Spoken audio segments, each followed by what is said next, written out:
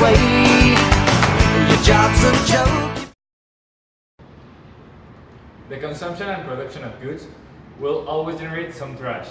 In addition to this, the amount of population will be a big factor that influences the amount of trash. If a society has a bigger population, they will produce more trash. Worldwide, we produce more than 1,300 million tons of trash each day. This is the total of trash we produce in the world, but most of this trash is produced by the biggest and wealthiest countries in the world. Now let's talk about Mexico. Here in Mexico, Jalisco is the third state that produces most of the trash, producing 7.2% of the total trash here in the country. The first place is the Mexico City, producing 12% of the trash. In addition to this, here in Mexico, most of the trash is from food and this kind of residues. And unfortunately, we focus on eliminating the plastic residues, which only represent 10% of the total trash. Now let's talk about recollecting the trash. Here in Mexico, the cities that collect most of the trash are the big cities. This is because these cities have a big infrastructure. So even though these cities are the ones that produces most of the trash, they recollect almost all the trash. In our nation, 95.6% of the municipalities have the trash recollection system. Nowadays, we also have the trash separation system, which separates organic, inorganic, and recyclable things like cardboard, paper, metals, glass, among others. But sadly, this service represents only 11% of all trash disposal services.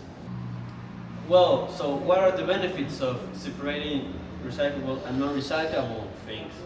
Well, the benefits are principally to reduce electricity and water costs, because these two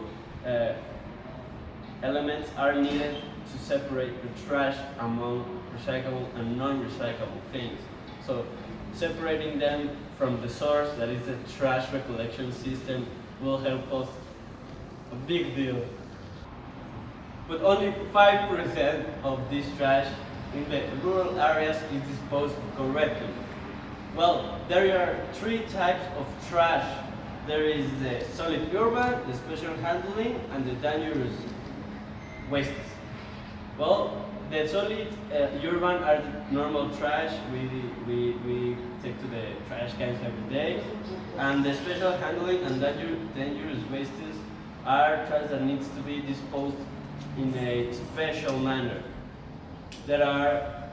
In Mexico, these toxic substances need to be disposed according to the CRETFB protocol, that is corrosive, reactive, explosive, toxic, flammable, and biological infectious. There are more than 100 million dangerous chemicals in these special wastes and dangerous wastes trash. That trash is disposed correctly by the government, but needs to be special handled, and not every municipality in Mexico has this feature. Mexico City is one of the cities that produces most of the toxic trash. This is because of the big companies present in this city that produce a lot of toxic trash, and unfortunately, only 1% of these companies assume their consequences and fix what they have done. In addition to this, the places where trash is disposed here in Mexico are not very efficient because they don't work with the rules and laws they have to work with. There are some programs called the remedial programs, which are evaluated by the Semarnat and executed by the governmental offices, and this one's named the Semarnat. The objective of these programs is to eliminate the negative impact that pollution can have in our society. There are other programs called the PPA, which are also called the Program for Accidental Prevention, which establish center preventive, corrective, and attention measures in case of any accident that might happen. A polluted place is a space which has been in contact with some substance or material that may be harmful or toxic for the human being.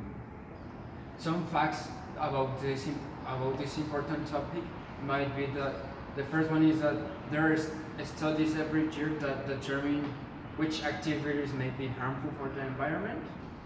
And the second fact is that these studies are evaluated or taken care of by the Semarnat. The government institutions that take care of the residues that are left from these deposits are the Semarnat, these same government institutions, and the Secretary of Salud or the SSA. The second fact is that